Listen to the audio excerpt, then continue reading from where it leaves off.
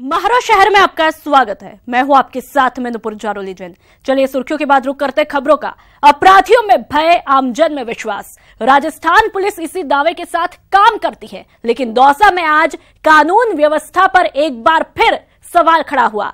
दरअसल यहां के कॉलेज में परीक्षा देने आई एक छात्रा को कुछ बदमाशों ने सरेआम सबके सामने कानून को अंगूठा दिखाते हुए किडनैप कर लिया। ये सब देख वहां पर मौजूद छात्रों ने कॉलेज के बाहर हंगामा शुरू कर दिया और घटना की सूचना मिलते ही मौके पर पहुंची पुलिस ने छात्रों को समझाने की भी कोशिश की। जब हंगामा शांत हुआ तो पुलिस लड़की की तलाश में जुट गई। पुलिस ने भी तत्परता दिखाते हुए छात्रा को सिकंदरा NH 21 से बरामद किया है। अपहरण में इस्तेमाल की गई गाड़ी भी रेटा गांव से बरामद कर ली गई। हालांकि अभी 5 आरोपी फरार हैं और पुलिस उनकी तलाश में जुटी है।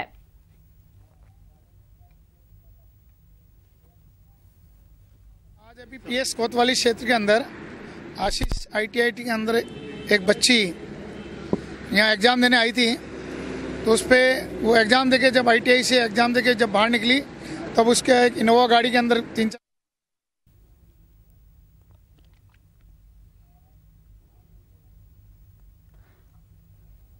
और संवाददाता आशीष हमारे साथ फोनलाइन पर जुड़ चुके हैं। आशीष, इस पूरे घटना को देख करके एक महत्वपूर्ण जो सवाल उठता है, क्या राजधानी में अब भी महिलाएं सुरक्षित है?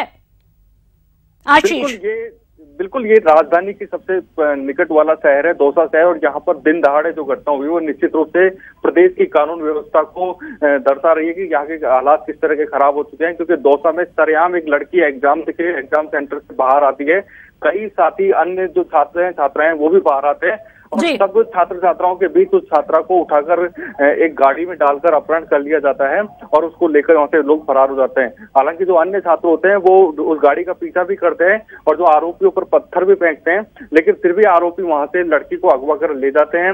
और इसके बाद में जो छात्र है उन्होंने काफी हंगामा भी किया, NH 21 को जाम लगाया, पुलिस मौके पर पहुंची है। सबसे बड़ी बात यह, पुलिस ने हालांकि जो अपहरण हुई है जो लड़की उसको बरामद कर लिया है और जो आरोपियों की गाड़ी को भी पुलिस ने बरामद कर लिया है, लेकिन अभी आरोपी 5 फरार हैं। लेकिन सबसे बड़ी बात यह कि दिन दहाड़े कॉलेज के बाहर सैकड़ों छात्रों की मौजूदगी में इस तरह का अपहरण हुआ, ये सिर्फ फिल्मों में देखा जाता है, लेकिन यहाँ दौसा में सरेआम देखा गया। जी बिल्कुल आशीष, क्या आपने पुलिस के जिम्मेदार अधिकारियों से बात करने की कोशिश की? उन्होंने कहां से लड़की को बरामद किया? कौन थे वो 5 युवक जिन्होंने सरेआम लड़की को किडनैप किया? पुलिस ने जो 5 युवक थे उनमें से कुछ युवकों की पहचान कर ली है और उनकी गिरफ्तारी के लिए पुलिस की अलग अलग टीमें दबिश दे रही हैं। और पुलिस ने जो ये लड़की है इसको नेशनल हाईवे 21 पर सिकंदरा चौराहा है वहां से लड़की को दस्तयाब किया है। वहीं जो आरोपियों की गाड़ी है वो रेटा के समीप जो भी नेशनल हाईवे 21 पर है वहां से गाड़ी को बरामद किया है, लेकिन आरोपी अभी पुलिस की पकड़ से दूर है, आरोपी फरार है। लेकिन सबसे बड़ी बात है कि कारण कुछ भी रहा हो अपहरण का, लेकिन सरेआम जिस तरह अपहरण हुआ है कॉलेज के बाहर से, वो निश्चित रूप से दौसा जिले की और प्रदेश की कानून व्यवस्था पर सवाल उठाता है। बिल्कुल। साथ ही आशीष, क्या जिम्मेदार अधिकारियों ने क्या कुछ कहा? गाड़ी का नंबर क्या है? गाड़ी कहां से आई है? अभी तक क्या कुछ सुराग हाथ में लगा? और साथ ही पुलिस ने क्या लड़की से पूछताछ में क्या कुछ पूछा है अब तक?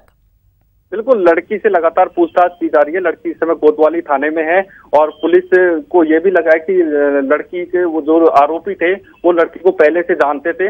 लेकिन सबसे बड़ी बात है कि चाहे घटना का कारण कोई प्रेम प्रसंग रहा हो या फिर अन्य कोई कारण रहा हो, लेकिन सबसे बड़ी बात कि सरेआम इस तरह की जो घटना हुई है वो बड़ी बात है कि कानून का खौफ नहीं था बदमाशों में और खाकी का खौफ खत्म हो गया। इसी कारण उन्होंने इस तरह की घटना को अंजाम दिया। सैकड़ों छात्रों के बीच में एक छात्रा को उठाकर ले गए। बिल्कुल। साथ ही आशीष, क्या कुछ वहां पर जो मौजूद छात्र छात्राएं थे उन्होंने क्या कुछ देखा? बिल्कुल, अन्य जो छात्र थे उनसे हमारी बात भी हुई। उन्होंने छात्रों ने कहा कि लड़की को अगवा कर ले गए और लड़की का आधा हिस्सा कार के अंदर था और जो पैर थे वो बाहर निकले हुए थे। लड़की काफी चिल्ला रही थी जब घटना हुई थी। ऐसे में इस तरह का एक माहौल देखा, इस तरह का एक दृश्य देखा तो सभी छात्रों ने उस अगवा की जो गाड़ी कार से अगवा करके लेके जा रहे थे उसका पीछा भी किया, आरोपी पर पत्थर भी फेंके, लेकिन आरोपी वहां से निकल गए। जैसे फिल्मों में होता है उस तरह लड़की को किडनैप किया गया था। लड़की के पांव बाहर निकल रहे थे आधे और लड़की को अंदर ले लिया गया था। जी बिल्कुल आशीष, जब वहां पर कॉलेज में सरेराह लड़की को किडनैप कर लिया जाता है और जो वहां पर मौजूद छात्र छात्रा है, क्या वो किसी को जानते? क्योंकि आप संदेह जता रहे कि हो सकता है ये प्रेम प्रसंग का मामला हो, तो क्या अभी तक किसी तरह से ये संदेह हो पाया कि वो युवक कौन थे और वहां मौजूद छात्र छात्राएं उनको पहचानते थे? बिल्कुल, वो जो कॉलेज के बाहर के जो छात्र छात्राएं थे वो बिल्कुल नहीं पहचानते थे, क्योंकि ये ITI की एग्जाम देने के लिए लड़की आई थी। अन्य कॉलेज की छात्रा थी जो इस कॉलेज में इसका सेंटर आया था।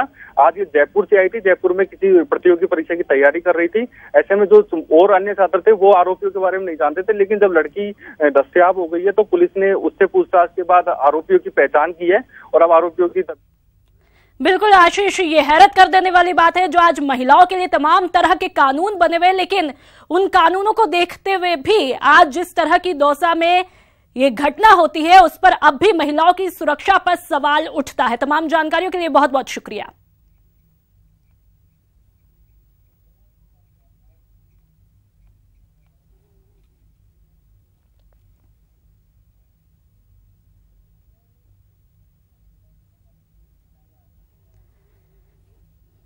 रुक करते अगली खबर का। प्रदेश की कानून व्यवस्था पर फिर एक बार सवाल उठ रहे हैं। सवाल प्रदेश की शिक्षा नगरी कोटा से उठा है। यहां पर बदमाशों ने लूट के इरादे से घर में घुसकर डबल मर्डर को अंजाम दिया है।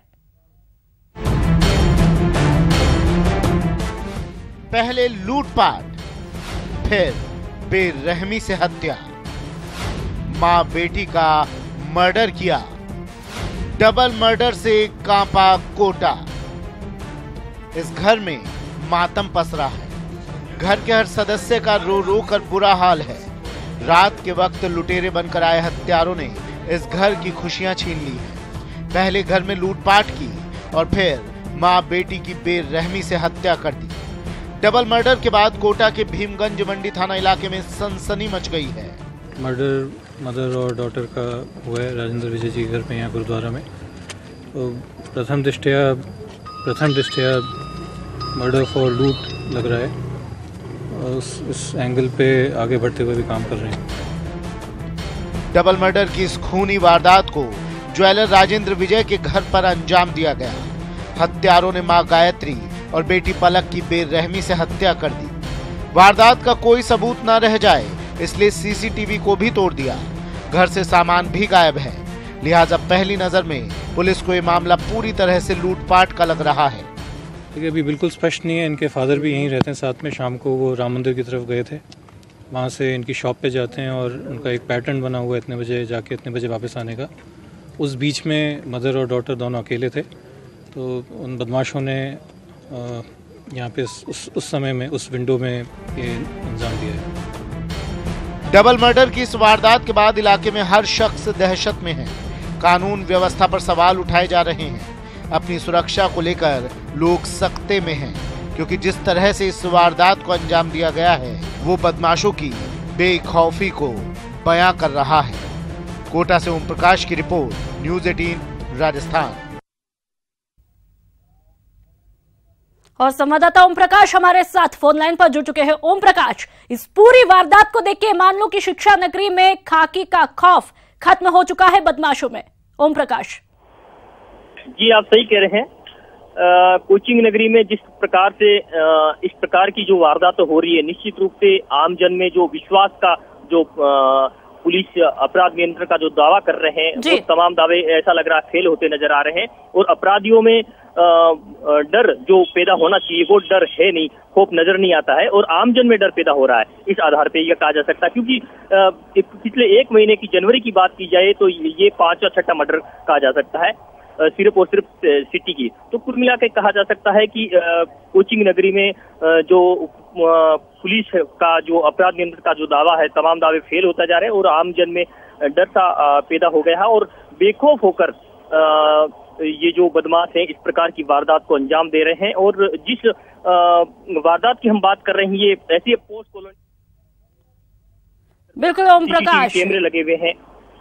जी बिल्कुल, लगातार इस तरह की वारदातें शिक्षा नगरी में देखने को मिल रही है। इससे माना जा रहा है कि कहीं ना कहीं अपराधों पर लगाम यहां पर लगती हुई दिखाई नहीं दे रही है। आपकी जिम्मेदार अधिकारियों से बातचीत हुई, क्या कुछ उन्होंने कहा? जी, हर बार जिम्मेदार अधिकारी ये कहते हैं कि जो वारदात हुई है उनका जल्द खुलासा कर लेंगे, लेकिन वारदात ही न हो, अपराधियों में भय पैदा हो, उसके लिए। जी, चलिए, तमाम जानकारियों के लिए बहुत बहुत शुक्रिया ओम प्रकाश। डूंगरपुर की झोथरी पंचायत ग्रामीणों ने ग्रामीण सहकारी समिति पर कर्ज माफी में गड़बड़ी का आरोप लगाया है। पंचायत के सरपंच के नेतृत्व में ग्रामीण कलेक्ट्रेट पहुंचे और कार्रवाई की मांग को लेकर प्रदर्शन किया। सरपंच ने आरोप लगाते हुए कहा कि लोगों का आरोप है कि व्यवस्थापकों ने उन लोगों का नाम इस्तेमाल कर लोन माफ कर दिया जिन्होंने कभी लोन लिया ही नहीं।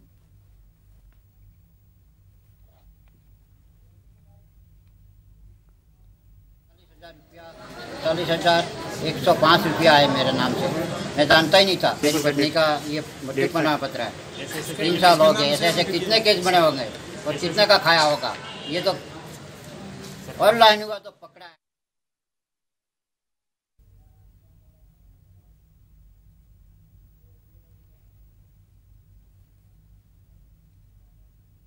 और अब देखते हैं कुछ और खबरें। मौसमी बीमारियों ने प्रदेश की राजधानी समेत कई जिलों को अपनी चपेट में ले लिया है। जहां पर एक तरफ स्वाइन फ्लू से स्वास्थ्य विभाग पूरी तरह नहीं निपट पाया, तो वहीं अब डेंगू के लक्षण सामने आने से विभाग के लिए सरदर्द बन सकता है। देखिए रिपोर्ट में।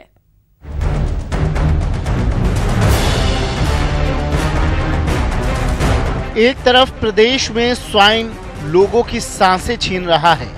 दिन ब दिन मौत का वायरस लोगों को अपनी चपेट में ले रहा है और दूसरी तरफ अब डेंगू का डर भी सता रहा है। स्वास्थ्य विभाग के आंकड़ों के मुताबिक पिछले 1 महीने में डेंगू के 65 केस सामने आ चुके हैं।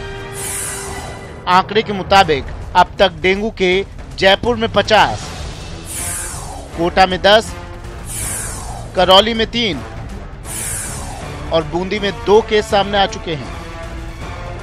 बारिश के बाद डेंगू अपने पांव पसारता है। हालांकि डेंगू के कारण लक्षण और बचाव के उपाय पर खास ध्यान दिया जाए तो काफी हद तक इस पर काबू पाया जा सकता है।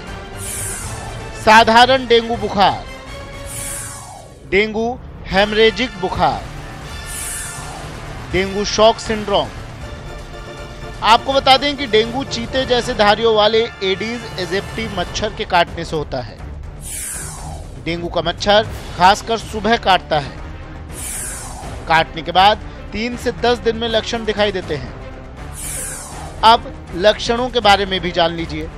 सर्दी लगना, तेज बुखार आना, सिर, मांसपेशियों, जोड़ों में दर्द, आंखों के पिछले हिस्से में दर्द, कमजोरी, भूख न लगना, गले में हल्का दर्द होना, शरीर पर पिंक रैशेस पड़ना। लेकिन कहते हैं prevention is better than cure, इसलिए खासकर बारिश के दिनों में सावधानी अपनाएं। अपने आसपास मच्छरों को पनपने ना दें। घुटनों के नीचे पैरों को ढक कर रखें। ठंडा पानी पीने से बचें। मैदा और बासी खाना ना खाएं। हल्दी, अजवाइन, अदरक ज्यादा खाएं। हल्का खाना खाएं। नींद पूरी लें। पानी को उबाल कर पिएं। हालांकि प्रदेश में प्रशासन इन घातक बीमारियों से बचाने के लिए पूरे इंतजाम कर रहा है, लेकिन प्रशासन के साथ साथ आपको भी सावधान रहना होगा, तभी जाकर आप स्वाइन फ्लू और डेंगू जैसी बीमारी के डंक से बच सकते हैं। न्यूज़ 18 के लिए जयपुर से सचिन शर्मा की रिपोर्ट। और महाराव शहर में फिलहाल इतना ही। नमस्कार।